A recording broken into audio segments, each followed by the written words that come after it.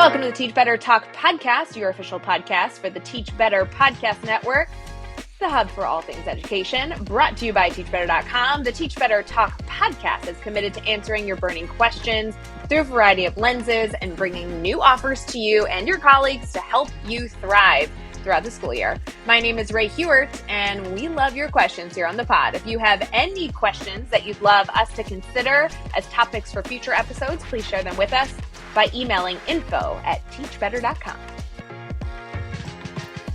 Why do we have to be intentional with the behavioral side in our classrooms? We are diving into behavior this week. I'm so excited. I know that a lot of us have been dealing with students that might have some behavioral concerns in the classroom. This week is all about getting you those tools and resources to try out some new ideas with our students. And I'm very excited to get you some tools in your toolkit. Before we get too far in, I want to give a quick shout out to Chad Ostrowski, our CEO, someone I love dearly, and our co-founder of the Teach Better team. He has been traveling all over, and I can't even catch the guy for 1 minute because he seems to be always on an airplane. Just want to give him a shout out. Hope he's still alive. Chad, if you catch this episode, send me a text or a smoke some signal or something. Let us know. Somebody who also seems to be traveling all the time. I can only follow his travel via his Instagram stories. Today, Tom Schimmer is here. Tom, how are you doing? I'm doing fantastic. Yes, my Instagram stories will tell you where I am and what I'm eating. Pretty much is what I post on the Instagram stories. I love that. I love seeing where you are, what you're eating, and typically I can tell if you're with family or traveling professionally. Right. Absolutely. Yeah. There's lots of little clues there that'll help you know what's going on for sure. But great to see you, Ray. Oh, I love it. Please don't stop with those Instagram stories. I really do enjoy those, Tom. Can I ask, are you home or traveling in this moment? I am home. I got home last night from a trip. I leave again in a few days, but I am home. It's nice to sleep in your own bed every once in a while. It's a busy life and a lot of hotels, but I always appreciate the opportunity to be home and be in my own space. I love it. Friends, don't be fooled though. He did a PD for a school, a professional development for a school this morning. So it's not like he wasn't working. He did a virtual, was it a virtual training this morning that you are recording for? For sure. Yeah. Always moving and grooving. Always working. Friends, if you don't know Tom, this is somebody that I recommend to everybody to connect up with. He does outstanding work. I love his podcast, and there's actually a new season that I'm going to encourage you all to listen to. But Tom, if we have some new faces who may not be connected to you, do you mind sharing a little bit about who you are and what you do? Sure. Yeah. I've been in education for 33 years. This is my 34th year going into this school year. And I primarily work in the area of assessment. I've been a classroom teacher. I've been a campus administrator for 11 years, 7 years as a classroom teacher, and then 2 years in a central office position. So I spent 20 years working in the school system. And in 2011, my first book around assessment was published.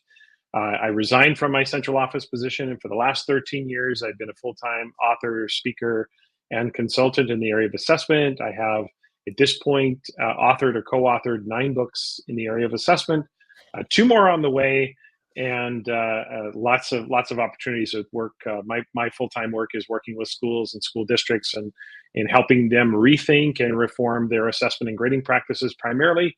But I also work in the area of behavioral support and leadership and all these other different areas as well. So excited to dig into our topic today, but that's essentially who I am. And certainly you can find me on Instagram or other spots that we'll talk about later. But that's the work I do. Yeah, Tom, I feel like I've interviewed you 100 times on assessment, and I know our community at least has one of your 9 books on their bookshelf. I always love recommending your books as a really good way to start the assessment conversation as like a school book study. If you ever have teachers that are interested in assessment work, get like 5 or 6 teachers together, read the book, have those questions, conversations. I don't know if you find that schools are doing that. Tell us a little bit about that. Yeah, that is often, and thank you, Ray, for the recommendations. I really do appreciate that. That is probably one of the best ways to do it, whether it's like a little mini lit circle or it's a full-blown staff book study. That can often be a way to not just lay the foundation, but also kind of get everybody on the same page, like have common language and a common foundation from which to begin the deeper work around assessment and how it drives instruction. And we've really come a long way. At the beginning of my career, assessment was just what we did to evaluate kids and produce grades. And certainly over the course of my time, we have learned the power of assessment instructionally and how assessment really does drive teaching and the ways that we use. Because if you're teaching without assessment, you're engaged in content coverage or information delivery. You're not really teaching. So you have to really engage in that constant formative feedback cycle. So we've learned a lot about it. And I think having a book study on whatever topic, whether it's assessment, the essential assessment book that I wrote, or if it's grading, maybe it's grading from the inside out, something that lays a foundation for people. So that is something that a lot of schools are looking at, which is how do we do some follow-up work? If they have me come for a PD, they want to do a follow-up, either a follow-up session with me, or they'll then buy the book and then they'll do a book study and kind of build that foundation from there. So that definitely is something that schools and school districts are doing a lot of. Well, Tom, I don't mean to make you blush, but I do have to say the reason I love recommending your books is because I feel like they are written in teacher-friendly language. Thank you. Assessment and grading to me is a very stressful topic. I feel like it can become very Mhm. combative. I love Mhm. that you dumb it down. I really need that. I don't want to read a book that I feel like is over my head. I really Right. value the fact that you write for the regular teacher that's putting Thank in you. the work with a normal student in the Yeah. normal Yeah. building that's got Yeah. all this Yeah. stuff going on. Yeah. And Yeah. I really appreciate that. So I feel like the podcast does that as well. And I think Right. that's why I really resonate with your content, because Thank you. although you are very bright, you don't speak above my head. And I really appreciate that. Well, I think that is the art of all of us out here who are, whether we're speaking, consulting, or even writing. I think education is a very sophisticated and complex business, but I think the art of this work is to try to take those complex ideas and simplify them so they're accessible for people. That doesn't mean teachers need things dumbed down in the long term, and I don't even know if that's the right term. But the point is that we need points of entry. We need accessibility so that people can then build their knowledge and grow. We're all capable of doing that, growing to that level of technicality. But if we can just find an entry point for people, I think that's very important. So making the complex simple, I think, is the art of this work, whether you're an author, a speaker, or a consultant. So powerful. So tell us a little about the podcast as well, because I know we're talking about behavior in this episode. I do Yeah, want to spend the beginning of this episode talking about assessment, because we're not talking about it later on. But the right. podcast is a really great recommendation. You're a part of the Teach Better podcast Yeah, network. And I yeah. know you're doing really, really wonderful things. The podcast has been around for a while. Tell us a bit about it. Yeah, I had for about 3.5, 4 years, I had the Tom Schimmer podcast, which was so creatively named, and it was really named out of laziness because I didn't want to do a deep dive and a search on all the podcast names to see if I was infringing on anyone. So I just named it after myself. But recently revamped the podcast to include my partner Natalie Vardabasso, and so we kind of coined this expression. The podcast has now been rebranded as "Assess That with Tom and Nat." And we just re-released that, and now it really is a podcast that is focused on. We're gonna take different topics in assessment, as I've done in the past. The previous podcast had Assessment Corner, where I always talked about assessment, but then I talked about other topics. But this one's going to be about 30 minutes or so for most episodes. We're going to take an assessment topic. Our first episode was 5 reasons we're still quote unquote doing assessment. As a lot of people think like, hey, we've been doing assessment for a long time. Why are we still doing this? And we talked about that. We'll tackle the grading issues, rubrics, everything from A to Z as far as assessment's concerned. We're going to have conversations. So primarily it'll be the two of us. She is also engaged in the work. She's also very much an assessment expert, and so we talk a lot about assessment all the time. And so we wanted to record those conversations and talk about some of the deeper issues, the questions we get from people in the field, different topics that are controversial. There'll be times where we will take a piece of research and read it and digest it and sort of make sense of it for people.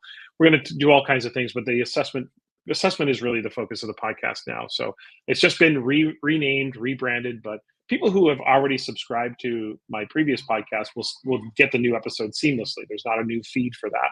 It's just been a rebranding. But if you're looking for that podcast, listeners, it's Assess That with Tom and Nat. You'll find it and you'll see that there. So yeah, that's what we're doing. Yeah, friends, it will be on every podcast streaming service that you might use, Mm-hmm. like Apple, Google, Spotify. But Yep. if you have any issues, you can go over to teachbetter.com, click over to our podcast network. And it's one of the first podcasts that we feature. Honestly, Sure. not to say this again, Tom, but it is one of the podcasts I recommend the most because I really love Thank your you. content. So I we're gonna appreciate that. we're gonna get into some behavior conversation. Before we do this, Yeah. I really want to transition a bit into why this is so important, why we're talking about this. When we got into this behavior dialogue, before we hit the record button, you were talking about how we spend so much time preparing our academic mind to serve students in academics, Yeah. but we don't Yeah. necessarily always prepare our minds for behavior. Do you mind speaking to that a bit before we transition into our key question? For sure. It comes from this dichotomy that often exists in education. And again, I don't want to pretend that everybody thinks this way, but there's enough to notice. And I would even suggest that maybe even the majority. I don't know that to be true. So I don't want to, but it's enough to notice.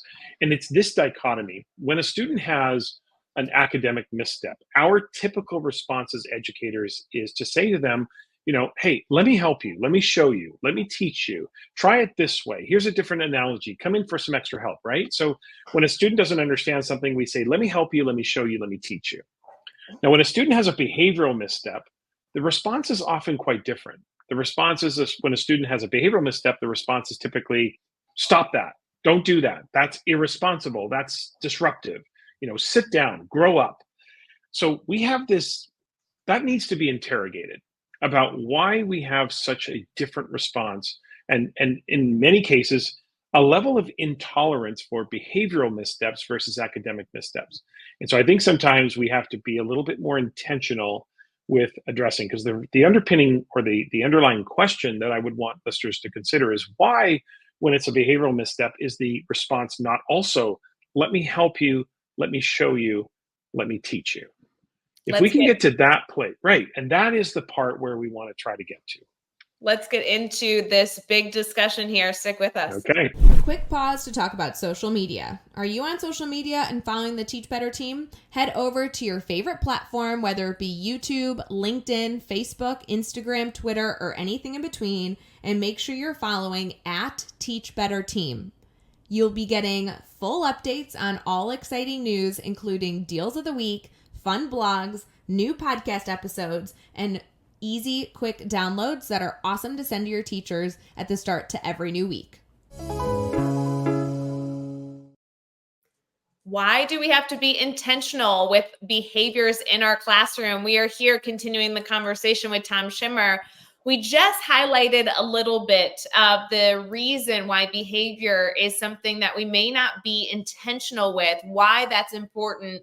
Let's get into that conversation a little bit deeper. Tom, you were sharing with us that we have steps in the academic world when a student isn't understanding something. We have tiers and levels we go through to walk students through those tiers of learning.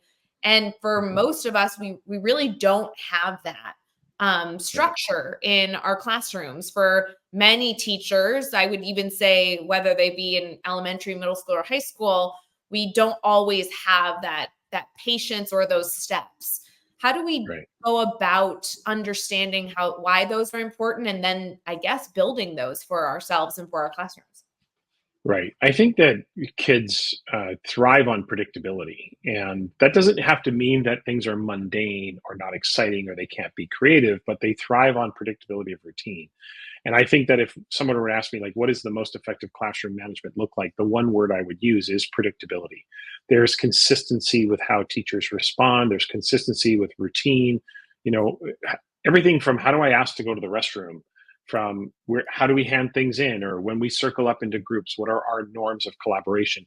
There's a consistency there. The good news is that as teachers, we are very skilled in both areas, because behaviors are learned. Like, they are a part of our sort of contextual conditioning, right? We all have different versions of ourselves that show up in different contexts. So there's a version of Ray that shows up to a concert.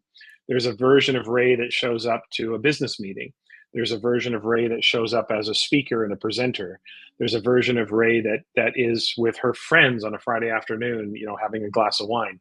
We have versions of ourselves that are all based on context, right?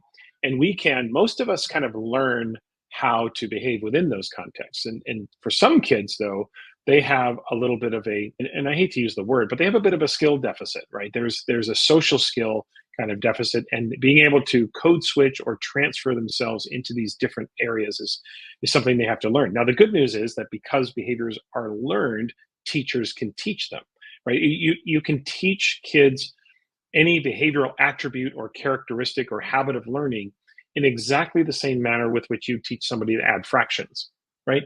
You identify the learning goal, you establish criteria. What does that look like within this context? And then you begin to reinforce socially, I'm not talking about tangibles and things like that, but reinforce socially through feedback, and consistent responses from adults to help students learn that these are appropriate or applicable ways of behaving. So the bad news is, at times, we have been neglectful in some places about helping kids and being very purposeful about this behavioral side of the ledger, if you will. But the good news is that we actually do have the skills and the mindsets to be able to teach those behaviors, as long as we have the will to do it. And that may be where the source of tension is the willingness to see misbehavior as not just an affront or something that's disruptive. I often say to people, if you start to reframe student misbehavior as the communication of an unmet need, you will start to see it differently. You'll start to see what the student is doing and ask yourself, like, what need is not being met right now? I'm not suggesting there aren't students out there who are intentionally trying to push teachers' buttons, and students out there who are intentionally trying to be disruptive. Those students exist. There's no question about that. But it's definitely not the majority. The majority are not focused on us at all, and they are more consumed. That's the ironic thing, is that we take it so personally, and yet most students are really thinking only about themselves. I hate to ask this question, but for the teachers that might be listening to this podcast driving to or from work, I just have to ask, and then I'll take us back on track. Okay. What would you say to the teachers that don't feel like that's a part of their job responsibility? Yeah, it's a tough one. I mean, teaching is a social experience, right? Yes. It's not just a delivery of content. It's a social interaction. And it is to create norms within the classroom or norms within a school. I would ask teachers this: where else in your community do this many students of a similar age gather on this regular basis? It's actually quite a unique environment, the school, which means we have to help students understand how to operate within this system. The same way, if a student goes from elementary school to middle school, where, say, 4 or 5 elementary schools feed into one middle school, that middle school is going to be bigger. It's going to have a different schedule. It's going to have different adults. It's going to have different expectations around schoolwork, around interaction, about socialization. You don't just do that through osmosis, right? You can't take a kid from a 1,000 student high school or a 2,000 student high school and then put them at a university with 50,000 students and say, behave the same. Everything is different. The routines are different. So it's the social aspect of school and the uniqueness of the school environment that says we need to be intentional with teaching students how to act within this context. It's not even the point where we're saying, here's how you need to behave at home. However, there can be a residual effect with home and a connection with home. But we have a unique environment in a school. Therefore, it really is up to us to set the sort of norms and expectations. What are the social norms, and how do we help kids go about the business of learning to act within that context? I love that. So let's go back to everyone in the Teach Better community, everyone in the Teach Better family who won't actually think that way. Will actually say, no, I understand that we're teaching the whole child. And I understand that by focusing on the whole child, I build better students, better communities, and my life is easier when our students are happy and our students really see our classroom as the community it really is, the family it is. For sure.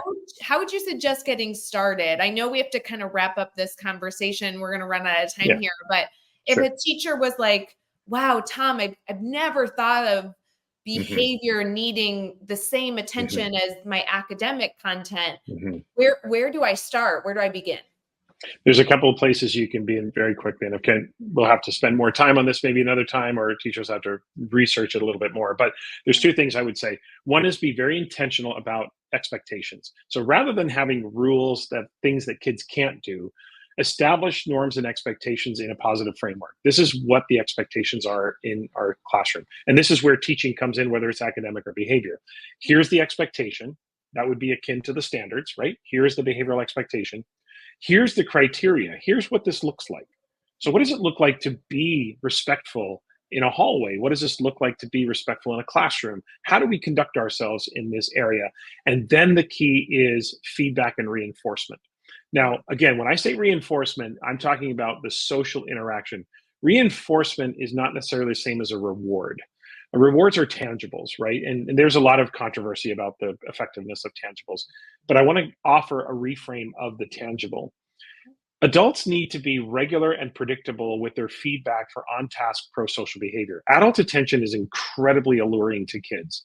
And what we teach them over the years is that the fastest, most efficient way to access adult attention is to misbehave. The minute you start misbehaving, you'll get immediate attention from adults. So kids become conditioned to the fact that adult attention it's very alluring to kids. So if we can begin to shift the paradigm by making positive on-task pro-social behaviors what most readily gets adult attention, you start to render the negative behaviors as inefficient and ineffective and irrelevant. Now, that doesn't mean every time a student does what they're told, we have to have a party and have cake and celebrate, but the acknowledgement will start to shift the mindset. So it's the attention that is very alluring to kids. So what we want is a classroom where the positive interactions outnumber the negative, where we start to interact with kids. I mean, how often do teachers, for example, the classic is the hat rule, right? You're walking down a hallway, you pass 35 kids who are walking respectfully, not wearing hats. One kid, and it's a bit of an old school rule, but one kid's wearing the hat in the hallway, that's the one you stop and give eye contact to and talk to, right? So, and again, not reprimand, because they may not see it that way, but you stop and give them the attention. So we have to watch how we direct our attention, because adult attention is very alluring. So that's the one part, is being very intentional with the teaching, and then working at shifting our mindset to give feedback and reinforcement. Reinforcement is like gravity. It's a naturally occurring phenomenon. It's something that happens all the time. If I were walking in downtown Chicago, Ray, because I know you're from Illinois, if I was walking in downtown Chicago and I asked somebody for directions and they said to me, "Oh, I'm headed that way. The United Center is just around the corner. I'll walk you there. I'll show you how to go." I'm going to come away from that with an increased likelihood that I will ask the next stranger for directions. I've been positively reinforced in terms of asking for directions. But if I ask someone for directions and they say, use your phone, use your map, stop bothering me, leave me alone, and they start doing that, I am less likely to ask the next stranger. I'll be more hesitant, right? So these are the naturally occurring phenomena that happen with human behavior. And I think that we can shift the classroom. So one, for teachers, be intentional about explicitly saying, this is what the norm is. This is what it means to be responsible. This is what it means to be respectful. This is what it means to be self-directed. These are the social expectations and norms, and then go about the business of naming and noticing those at a rate that increases the likelihood that kids will continue to do that. It doesn't mean you don't give attention to the misbehavior, but you be mindful of the fact that you want to give more attention to the on-task pro-social behavior. That will work for about 80 to 90% of the kids in the classroom. We know through a MTSS 3-tiered framework, there's going to be kids that need tier 3 supports, but generally speaking, you're going to shift the environment in your classroom. I really love all these recommendations. And friends, I don't know where you are in this process as you're listening to the pod. I would encourage you to reach out to Tom. We're going to share his contact information soon. Sure. Something that I would take away from this personally in my classroom would be to almost do an audit of the language I use with students and make sure that I have a really strong list of positive reinforcements that I can grab out of my toolbox. Like when a student comes up and uses strong math language, I can, without saying, yes, you have the right answer right off the bat, I can say first, wow, I loved the use of math language there in a strong tone of voice. You sounded very confident. I love how you did that. And by the way, the answer is right. So really like spending 2 more seconds, right? Some of that Yeah, would be just naturally bringing that in. And here's the key, right? So a lot of the PBIS work became a little bit controversial because people were worried it was creating this token economy and kids were working for tickets and tangibles. But if we were to reframe that and say to ourselves, adults need to be regular and predictable with their feedback for on-task pro-social behavior. However, we are incredibly busy. And sometimes having a tangible reminder to be regular and predictable with your feedback for on-task pro-social behavior is important. It doesn't have to be something you hand to the kids. Put something in the back of the classroom, some little signal, a color, something that reminds you that on a regular sort of interval, be sure to be, again, it has to be authentic. It's not this phony praise and all that stuff. It has to be authentic with eye contact, genuine sort of feedback to a student and naming it, noticing. I love the way you did that. Hey, you group of 5 right now I love the way you're digging into the work. It seems like you're really communicating well with one another. Keep rolling with this project. Like that type of sort of feedback will continue to condition kids to understand that I am going to get noticed and I am going to get attention when I'm actually doing the right thing. Because most kids behave appropriately in schools most of the time, but there are times where kids are starved for that kind of acknowledgement. Again, it all has to be authentic. It all has to be substantive. It's not something that's phony. It's not something that's superficial. But if you can just sort of shift that mindset in yourself, you can begin to shift the context of your classroom. It's so funny reflecting on what you shared thus far. It all reinforces why I was a much happier teacher when I shifted to the grid method. And I'm not going to sit here and pitch the grid method, but the reason Yeah. it worked just for me, because I don't care if you all listening use it or not, the reason it worked for me is simply because it allowed students to meet with me more often. Like I was having one-on-one or small conversations with every student every day. And like you said, that physical reminder, they were coming up to me with these exit slips and, like all the time.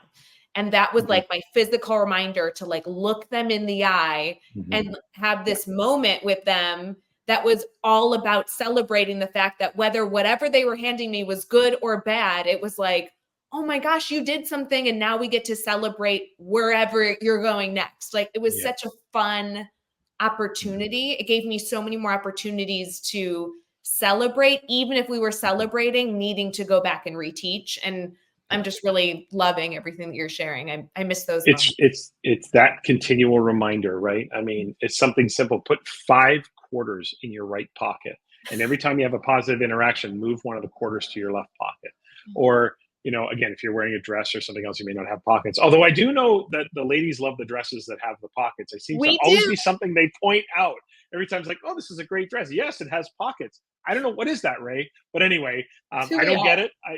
But I guess it's a thing. But the point is that tangibly reminding yourself, if you reframe it, realize that we get so busy. It's easy to be regular and predictable in September and August. It's harder to remember this in the dog days of February. And so if we can be consistent, because that goes back to what I said earlier about predictability and consistency, right? If we as adults become consistent with kids, and sometimes we have tough days and sometimes we've had a rough night, we didn't sleep well and we're not feeling well and all those things happen, but kids, we need to show up for them on a consistent basis. And when we do that, you are going to start to see a shift in your environment. Friends, if you are currently wearing an item of clothing that has pockets, we hope you tag us in an Instagram story and share that you're listening to the pod. There We'll you be go. right back.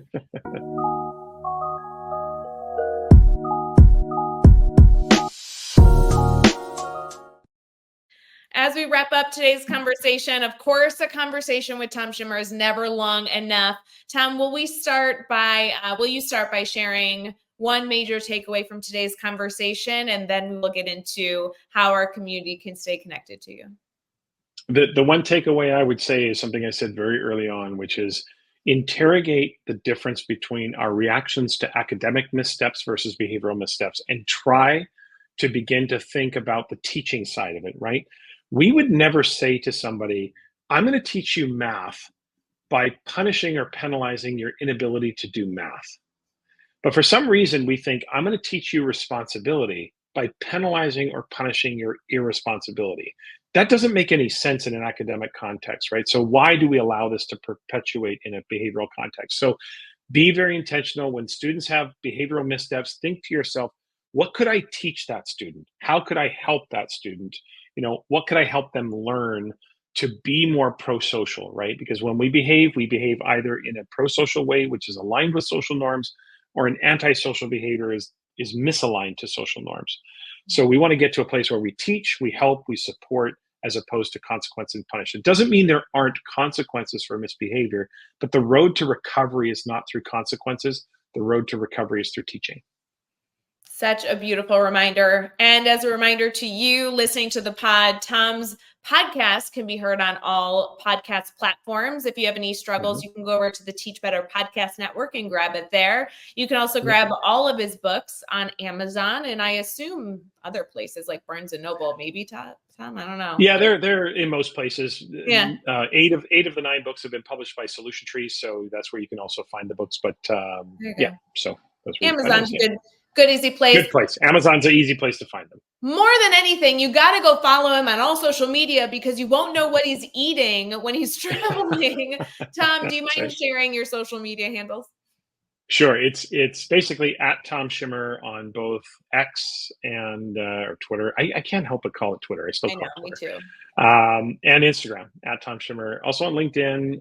You can also find the podcast on X and Instagram as well, where we'll post some stories and eventually you maybe get to a video portion of the podcast. But right now we're just trying to get the content out there. So we're excited about that. But at Tom Schimmer on both X and Instagram is a way you can find out what I'm up to and what I'm eating. And friends, as usual, if you have any struggle connecting with any guest on Teach Better Talk, you can reach out to anyone here on the team and we'll make sure to get you connected. Tom, thank you so much for coming on the pod. We really appreciate it. Yeah. Happy to be here, Ray. Great to see you again.